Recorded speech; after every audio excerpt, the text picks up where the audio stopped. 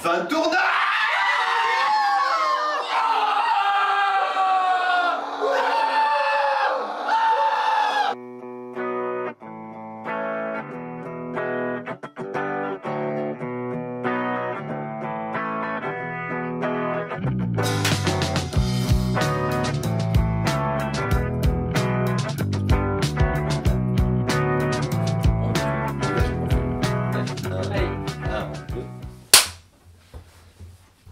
On a le meilleur club.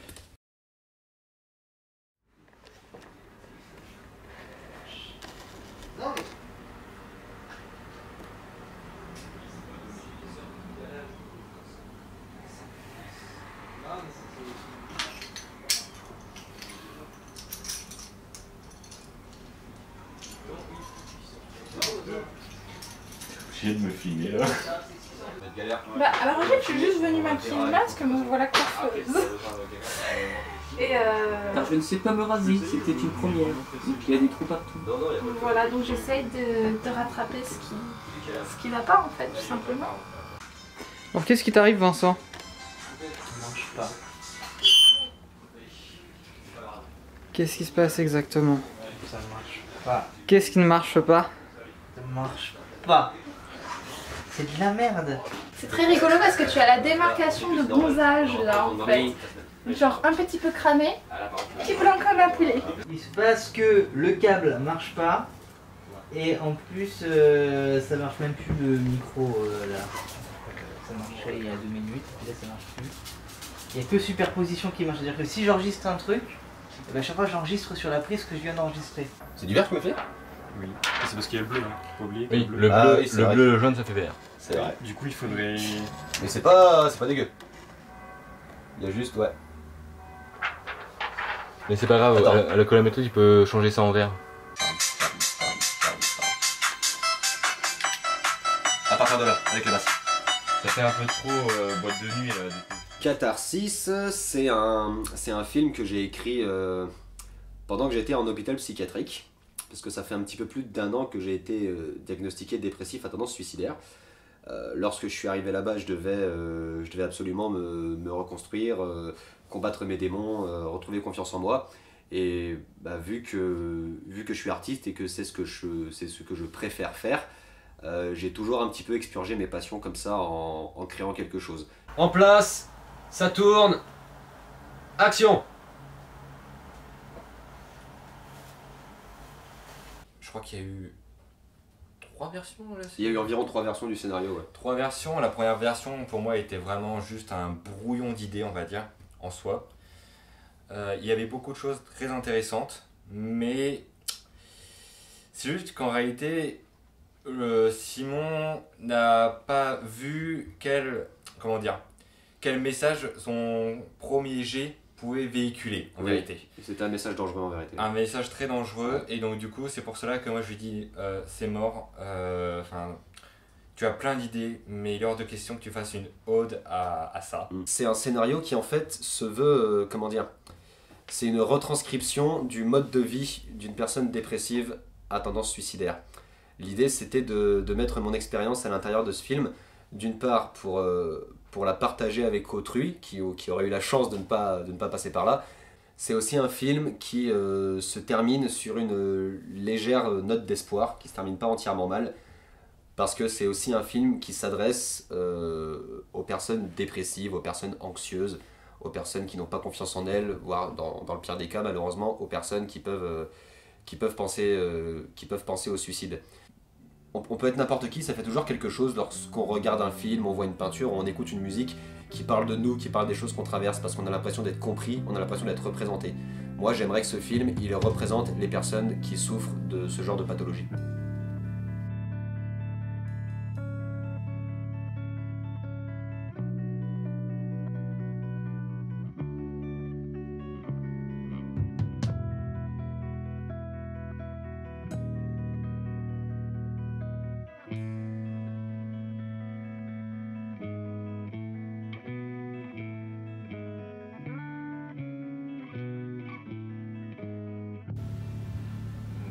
Pourquoi changer la focale? Pour faire son fameux raccord dans l'axe, encore une fois. C'est pas le même plan, Camille, pour répondre à ta question. On repart sur la justification artistique. C'est pas le même plan parce qu'il y a un contact physique entre les deux, du coup on les ressort dans le cadre pour les isoler un petit peu. Et c'est pour ça qu'après ça, il y a encore un autre accord dans l'axe où ils sont encore plus près parce qu'ils commencent à se décoter. Si tu veux, plus la caméra approche, plus on rentre dans leur intimité, donc plus ils sont isolés dans le cadre. L'histoire va être racontée par les images et pas directement par le scénario. Il y a toujours une envie de faire des plans un petit peu à la Stanley Kubrick, c'est-à-dire composer des plans qui deviennent des tableaux en fait. C'est composer des plans particulièrement géométriques, particulièrement jolis, avec une disposition des accessoires et des acteurs qui est ultra précise. Donc ça fait que ce sont des plans qui sont chargés de sens, ce qui selon moi reste la base du cinéma. Et même rien qu'en termes esthétiques, j'aime beaucoup créer des plans qui sont jolis à l'œil. Mais alors si j'arrive à combiner les deux, c'est-à-dire des plans chargés de sens et qui en jettent, moi je suis plus heureux des réalisateurs. Puis le film, c'est quasiment que ça en fait. Le cinéma, je vais partir dans un discours qui peut paraître un petit peu pédant, mais tant pis. Le cinéma pour moi c'est pas juste un art, c'est l'art ultime parce qu'il regroupe tous les précédents arts. C'est-à-dire que dans le cinéma, tu as les décors qui vont être de l'architecture, tu as l'utilisation de la musique, tu as un petit peu de théâtre parce qu'il faut penser la scénographie, le jeu avec les acteurs, il y a de l'écriture, il y a de la poésie. En fait, au final, si tu prends tous les arts et que tu les mets entre eux, ça donne le cinéma. Et quand tu es face à une peinture, par exemple, je parlais de tableaux tout à l'heure, les plans qui deviennent des tableaux. Moi, j'y connais rien en peinture, mais j'aime beaucoup ça parce que j'aime beaucoup les œuvres visuelles. Mais le rapport que tu as face à une peinture et face à un plan de cinéma, c'est pas le même. Déjà parce que un plan de cinéma, ça va être casé au milieu d'une œuvre concrète, et rien que de le foutre au milieu d'un contexte et d'une histoire, ça va lui donner un retentissement tout particulier. C'est ce travail de donner quelque chose d'un peu irréel et où on se dit je peux pas voir ce genre d'image en dehors du cinéma.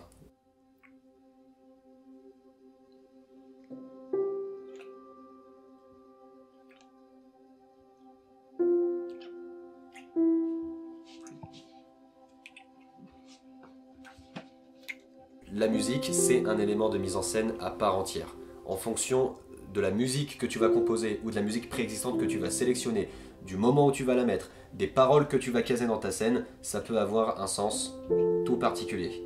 C'est un court-métrage qui passe beaucoup par l'image, par le travail sur l'image, sur la lumière, sur le cadre, sur les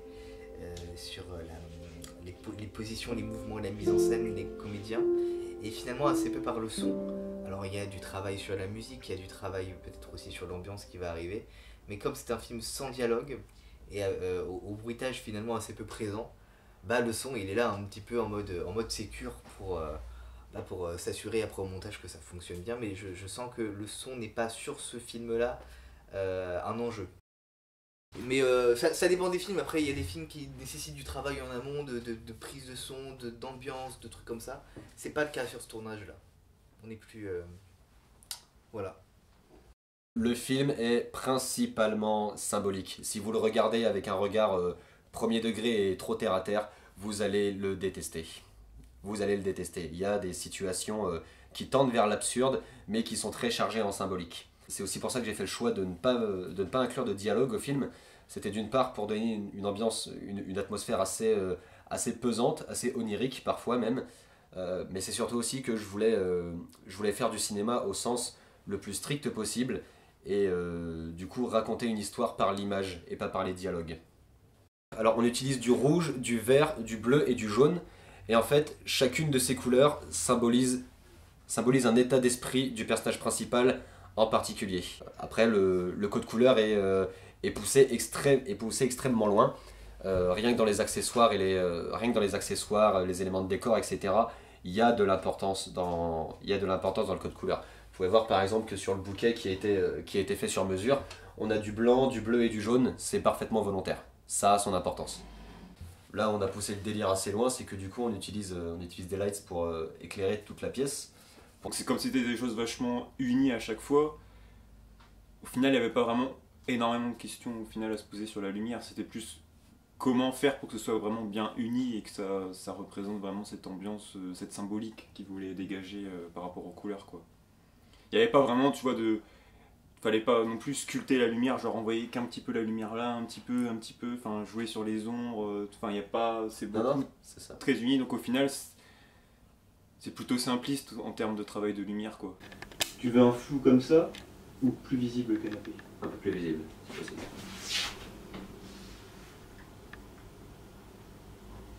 Ouais.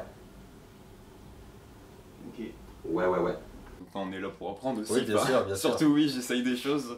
Je pense notamment à Thibaut hier qui est resté 1 heure avec son masque à cause de moi juste pour un plan où il fallait faire une atmosphère de nuit quoi. Enfin, et c'était un peu la galère dans la config du plan et j'ai pris un peu de temps, j'ai essayé plein de trucs. Il était vénère. Ce masque-là, ce rôle est pratiquement celui qui m'a fait le plus souffrir. C'est bon. Qu'est-ce que ça fait de plus avoir apporté le masque? Du bien. Du bien.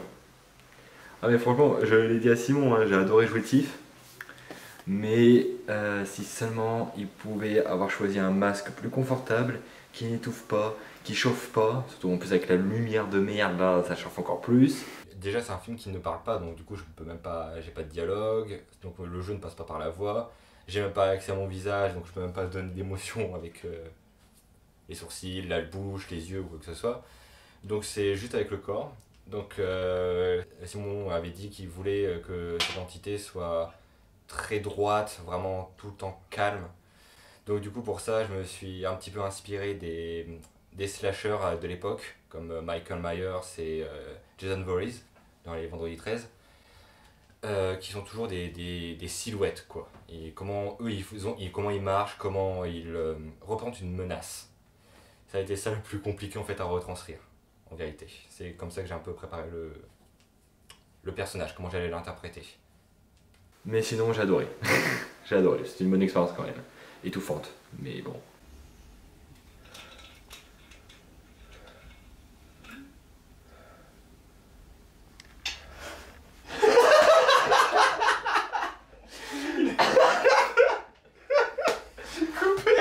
En fait, je fais un peu au feeling et un peu en me servant de souvenirs que j'ai pu vivre.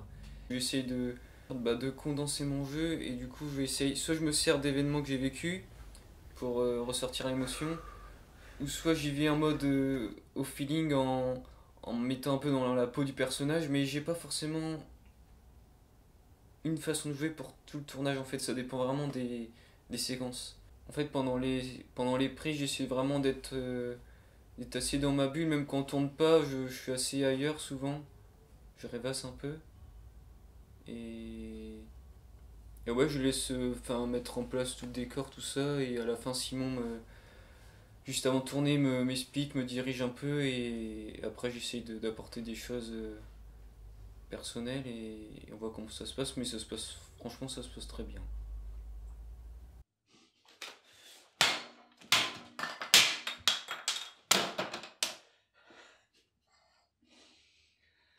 La journée d'hier, la séquence où je casse le cadre, c'était assez fort parce que fallait vraiment que je m'énerve. Et je voulais aussi en même temps que j'apporte quelques larmes pour que ce soit, qu'il y ait vraiment quelque chose qui se crée. Et du coup au début c'était vraiment pas évident, les premières prises, pendant les répétitions, je voulais pas me mettre dedans parce que je voulais vraiment tout mettre au moment du tournage, vraiment. Et je crois que c'est la première ou les 2 premières prises, j'ai préféré aller de l'autre côté pour me concentrer parce que se lancer comme ça d'un coup avec tout le monde autour, c'était pas évident en fait de faire venir les émotions. J'arrive. Coupé. Du coup j'ai préféré aller de l'autre côté, j'ai pensé à des choses tristes mais qui me mettaient aussi en colère pour que ça me fasse venir tout ce qu'il fallait et du coup ouais, c'est assez fort de sortir ces émotions là en tournage.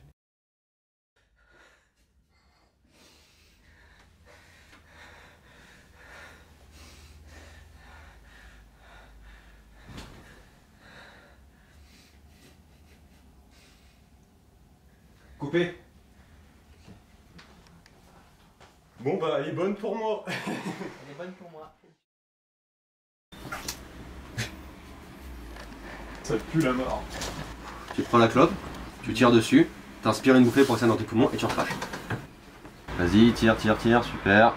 Tu gardes. Ouais, c'est l'idée. Ok. Je ne suis pas fumeur de base. Du coup au début, j'arrivais même pas à l'allumer parce que oui, il faut inspirer en même temps. Du coup c'est galère. Et Il y a certaines prises, en plus on a démarré direct par ça, la première séquence je devais fumer directement. Il y a des séquences où, enfin la séquence j'en aspirais beaucoup. Et du coup je devais me retenir de tousser, je crois que j'ai toussé une fois. J'avais peur, c'est débile mais j'avais peur en fumant juste pour 2-3 séquences d'avoir envie de fumer après. Mais en vrai pas du tout, franchement, enfin c'est de la merde, voilà. Même pas des petits applaudissements pour Aurore. Ah oui.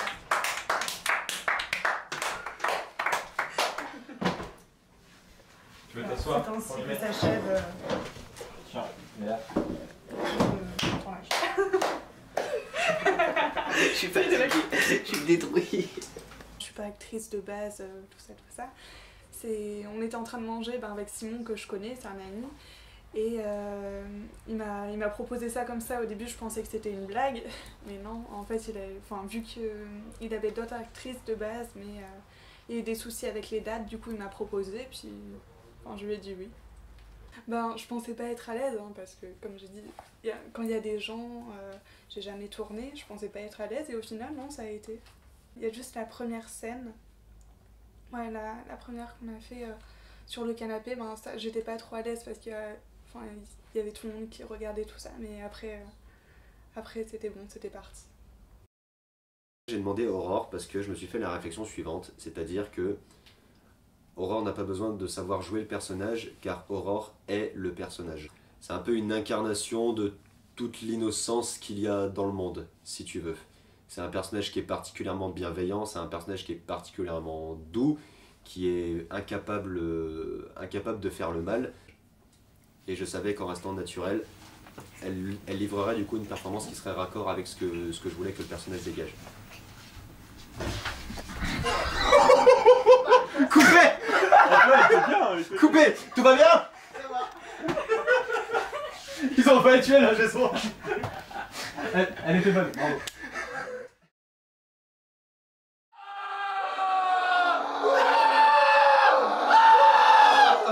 Je suis la propriétaire, s'il vous plaît. Oh là là, Ouais! Câlin de Sénat! Ah putain! Vous faites même pas de câlin les mecs? Merci beaucoup. J'apprécie grandement. la sueur, regarde. Ah, la belle sueur, la belle odeur. Oh, attention. Vous êtes en train de me broyer par contre. Ne cassez pas les T'as vu un câlin? Ah putain, on range tout! Camille, file la carte SD, je mets tout sur mon PC. Bon, c'était cool. Voilà, au revoir. À plus tard. Salut. Ça fait un plaisir. J'ai vraiment cru que je l'ai dérangé pour me reculer. Excusez-moi, Louise! Excuse-moi, Louise! C'était un prank! C'est un long métrage, il y a encore 80 scènes à tourner. À demain! On est au cinéma Agnès Varda. On est au cinéma Agnès Varda de la. Oui?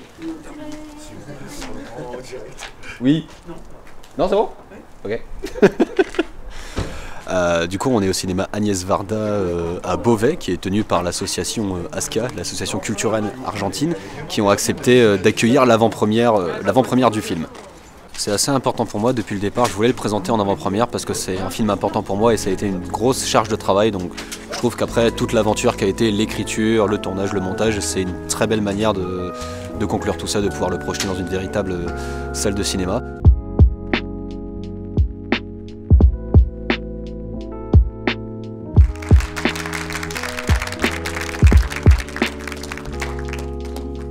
Le film est fait pour que vous passiez pas un bon moment.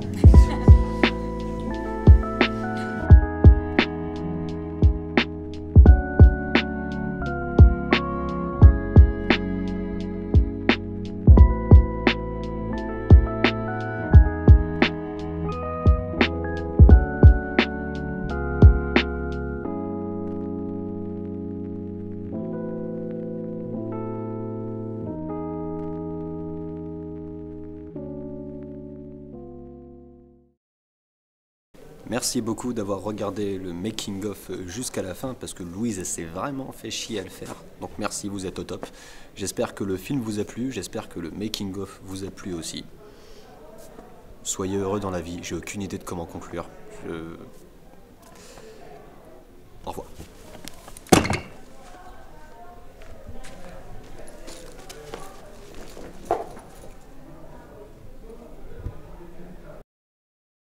Ramène-moi mon bébé.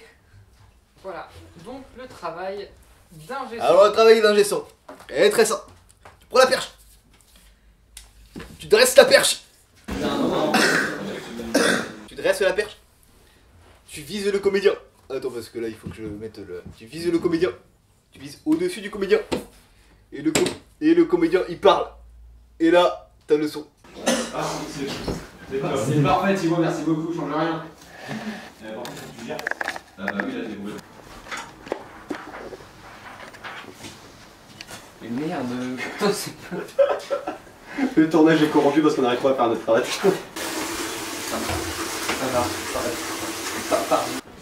C'est mal expliqué son bordel. Hein. Franchement, je me retourne, j'entends comment faire un nœud de cravate. Alexis, tombe les chaussettes.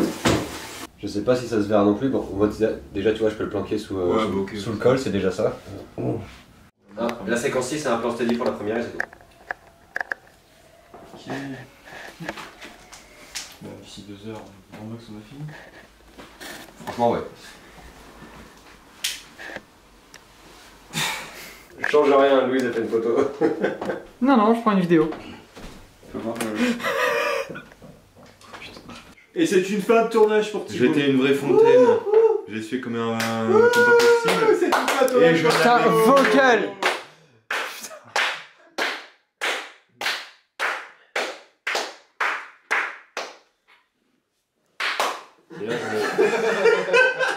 Non, j'ai jamais vu quelqu'un se faire enculer. Vas-y, fais comme si tu faisais, mais ralentis un peu. Comme si... Il faut que je fasse ça un peu en même temps pour que je sais pas. Vraiment que tu contactes tes abdos. D'autant plus que là, tu te relèves au moment que je le fais. Ah oui, j'attends qu'il soit 4 pattes pour le défoncer ou. Non, ouais, tu vois, à ce moment-là, oui, juste tu l'empêches de se relever en fait. Oui. Quand il est comme ça? Ouais. Ok. Bon, en fait, là je te. Réunir les deux persos. On va faire sauter ce plan et on va commencer directement par le gros plan. D'accord. Bah vas-y, mets au 70. Tente comme ça, pour voir.